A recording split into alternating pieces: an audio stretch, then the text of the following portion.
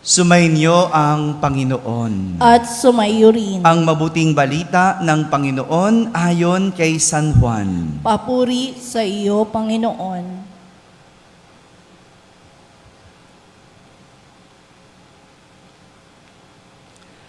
Noong panahong iyon, sinabi ni Jesus sa mga Hudyo, "Kung ako lamang ang nagpapatotoo tungkol sa aking sarili, huwag ninyong tanggapin. Ngunit may ibang nagpapatotoo tungkol sa akin, at totoo ang kanyang sinasabi.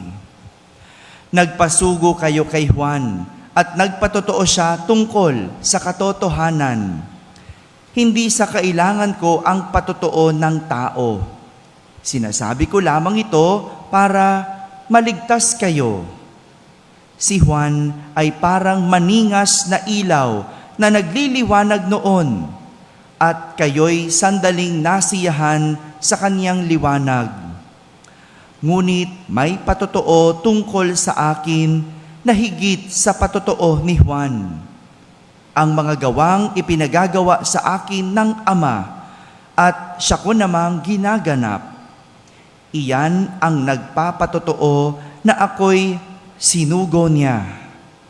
At ang Amang nagsugo sa akin ay nagpapatotoo rin tungkol sa akin. Kailanmay hindi ninyo narinig ang kanyang tinig at nakita ang kanyang anyo. Walang pitak sa inyong puso ang kanyang salita, sapagkat hindi kayo nanalig sa akin na sinugo niya. Sinasaliksik ninyo ang mga kasulatan, sa paniwalang doon ninyo matatagpuan ang buhay na walang hanggan. Ang mga ito ang nagpapatotoo tungkol sa akin. Ngunit ayaw naman ninyong lumapit sa akin upang kayo'y magkaroon ng buhay. Hindi ako naghahangad ng parangal ng mga tao, ngunit kilala ko kayo. Alam kong wala kayong pag-ibig sa Diyos. Naparito ako sa ngalan ng aking Ama, at ayaw ninyong akong tanggapin. Kung may ibang pumarito sa kanyang sariling pangalan, siya'y inyong tatanggapin. Ang hinahangad ninyo ay ang parangal ng isa't isa, at hindi ang parangal na nanggagaling sa iisang Diyos. Paano kayong makapaniniwala? Huwag ninyong isiping ako ang magsasakdal sa Ama laban sa inyo. Si Moises na inaasahan ninyo ang siyang maghaharap ng sakdal laban sa inyo. Kung talagang paniniwalaan ninyo si Moises, ako ay paniniwalaan din sana ninyo, sapagkat sumulat siya tungkol sa akin. Ngunit kung hindi ninyo pinaniniwalaan ang mga sulat niya, paano ninyo paniniwalaan ang mga sinasabi ko? Mga kapatid, ang mabuting balita ng Panginoon. Pinupuri ka namin, Panginoong Jesucristo. Magsiupo ang lahat at makinig sa homilya. Isang magandang umaga po sa inyong lahat. Magandang umaga rin sa lahat ng mga nasa barangay na nakakapakinig ng ating banal na misa, sa lahat ng mga nasa tahanan na may sakit, matatanda na nagsisimba via online, at sa lahat ng mga nasa abroad. Isang magandang araw po sa inyong lahat. Kasama kayo sa aming banal na pagdiriwang dito sa ating parokya. Patuloy na pinagdududahan si Jesus ng mga Pariseyo at iba pang mga Hudyo. Pinagdududahan tungkol sa kanyang mga ginagawa at sinasabi. Ginagawa at sinasabi. Ganyan naman ang tao, di ba? Kapag may narinig, duda muna agad. Totoo ba yung sinabi mo? Di ba? Kapag may sinabing ganito, ako'y anak ng Diyos. Lahat yung mga Pariseo at Hudyo, pinagdududahan. Una, nagdududa sila dahil sa sinasabi ni Jesus. Anong sinasabi niya? Siya'y anak ng Diyos. Duda sila. Hindi sila makapaniwala. Dahil paano siya magiging anak ng Diyos? Siya'y tao. Hello. At hindi nila matanggap na si Jesus ay Diyos. Duda sila sa mga sinasabi ni Jesus. Pangalawa, duda sila sa mga ginagawa ni Jesus. Ano bang ginagawa ni Jesus? Nakapagpapagaling. Totoo ba yan? Totoo ba nakapagpapagaling ka? Duda sila sa kapangyarihan ni Jesus. Galing kay Beelzebul yan. Sino si Beelzebul? Prinsipe ng, prinsipe ng demonyo. Duda sa sinasabi, duda sa ginagawa. At dahil dyan, hindi nila matanggap na si Jesus ay nagpapatotoo. Hindi nila matanggap na si Jesus ay nagpapatotoo. Ito ang nais ituro sa atin ni Jesus sa araw na ito, ang magpatotoo. Sabihin nyo nga po, magpatotoo. Sa English, witness. To be a witness. Kapag sinabing patotoo, ito ay ang pagbibigay ng katotohanan. Tama? Kaya kapag ikaw ay witness, diba? Sa korte, kapag pinatawag ka at ikaw ay witness, ano dapat ang iyong sinasabi? Totoo. Hindi pwedeng sinungaling. Kaya kapag ikaw ay nagpapatotoo, ang pinapakita mo dapat katotohanan. Para mapatunayan ang katotohanan, kailangan mayroong patunay o pruweba. Tama? Di ba? Sa korte, ang witness, hindi pwedeng basta-basta lang sinasabi, nakita ko ang krimen, siya ang bumaril.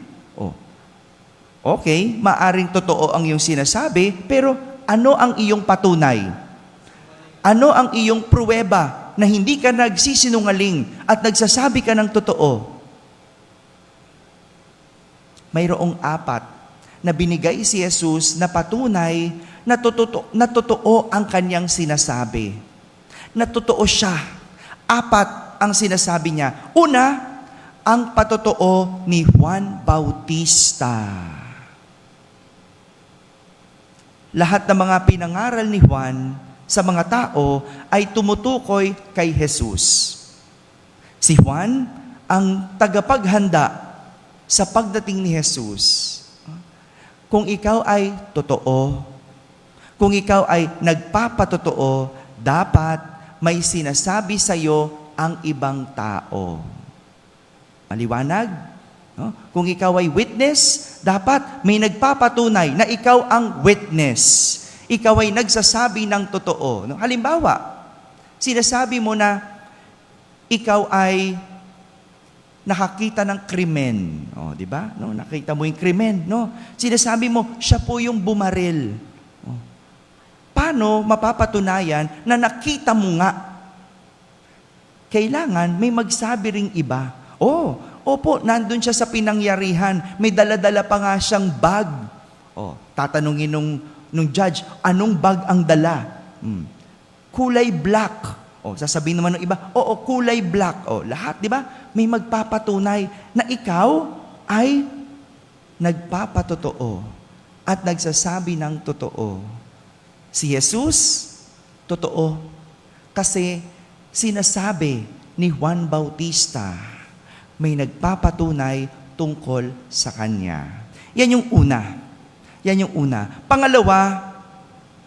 Pangalawang para mapatunayan ang iyong patotoo, ang mga nagagawa ni Jesus. Pangalawang patotoo, ang ginagawa ni Jesus. Walang ibang mabisang patunay kundi ang mga nakikitang ginagawa. Kapag walang makita, mahirap patunayan. Tama? Patunayan mo nga na ikaw ang tatay dito sa pamilyang ito. Pakita mo na ikaw ay ama. Patunayan mo nga na ikaw ay teacher. Sige nga, magturo ka. Di ba ganon? Patunayan mo nga na ikaw ay accountant. Sige nga, pakita mo nga. Di ba? Ganon. Kailangan merong ginagawa. Si Jesus, pinatunayan niya ang kanyang sarili dahil siya'y nakapagpapagaling ng mga may sakit. Nakapagpapagaling higit sa isang doktor. Kung yung doktor walang magawa. Naalala nyo yung babaeng 12 taong dinudugo, di ba? Naubos na yung kabuhayan niya. Pero hindi siya napagaling ng kahit na sinong doktor.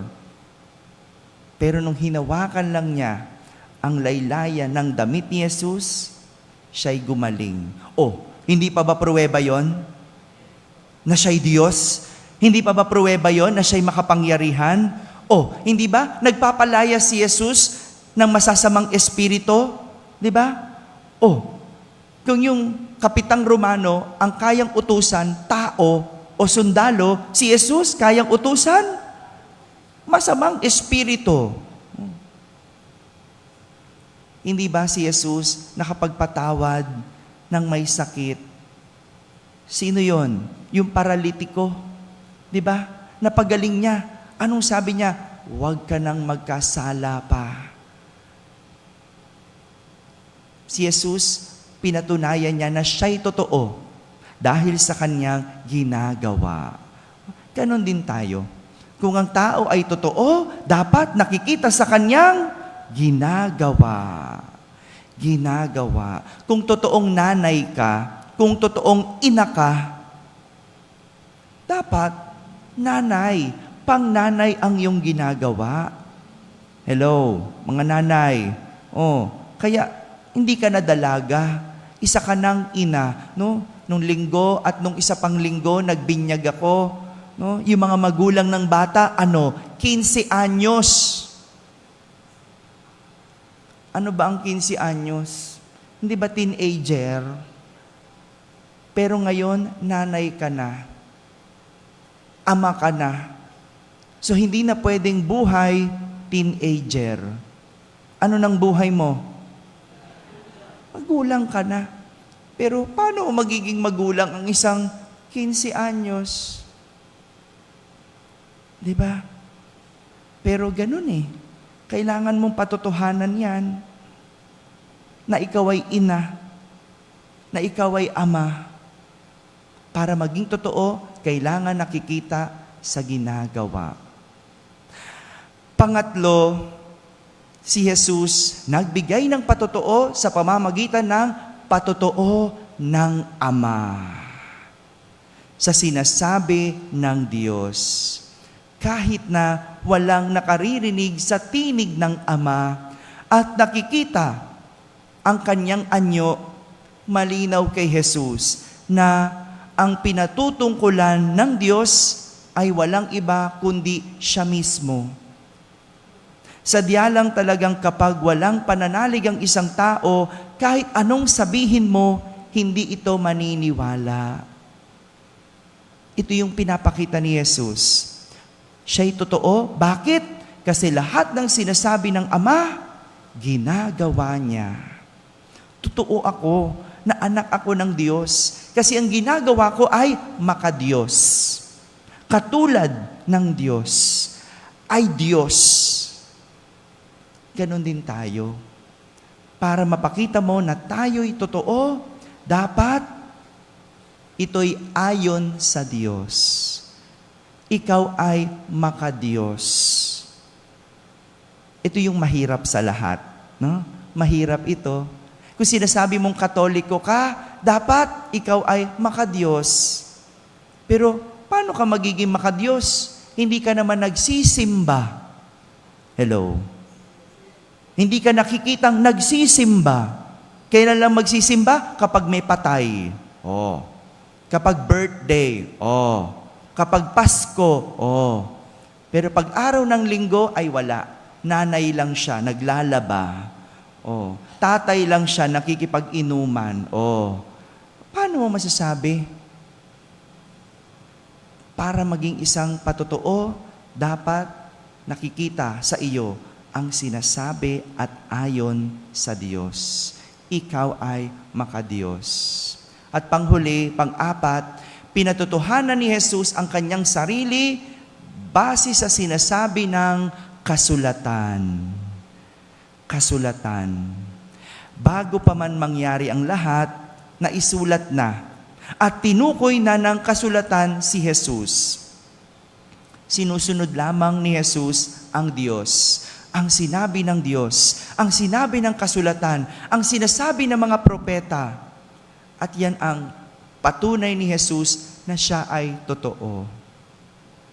Kung ikaw ay totoo, dapat ang ginagawa mo ayon sa kasulatan, sa sinasabi ng kasulatan. Kaya nga meron tayong 10 Commandments. Yan man lang masunod natin. Ay, Father, hindi ko kabisado yung buong Bible. Oh, yung 10 Commandments, sundin mo.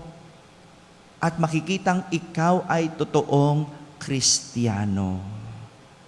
Para maging totoo at makitang totoo, dapat ayon sa kasulatan. Ito ang kahulugan ng patotoo. Sa wikang Ingles, witness, ang magbigay ng katotohanan at patunayan ito. At dito tayo hinahamon ni Jesus ang magpatotoo. Para maging patotoo, dapat namumuhay sa katotohanan. Kahapon, tinuruan tayo. Ano yung tinuro sa atin? Yes, ang humatol ng matuwid. Di ba? Para makahatol ng matuwid, dapat merong patotoong matuwid. Hello? Di ba? To be a judge, dapat meron kang witness. Paano ka huhusga? Paano ka hahatol kung walang witness, kung walang patotoo? At ngayon, hinahamon tayo na maging patotoo. Maging patotoo. Araw-araw, hinahamon tayo. Pagmulat ng ating mata, hinahamon tayo na magpatotoo. Ako, pagmulat ng mata ko, hinahamon ako maging pare. Araw-araw. Alam nyo, pag hindi ako abito, pag hindi ako pangpare, sabihin, ay, si Father parang hindi Father. Para lang siyang binata.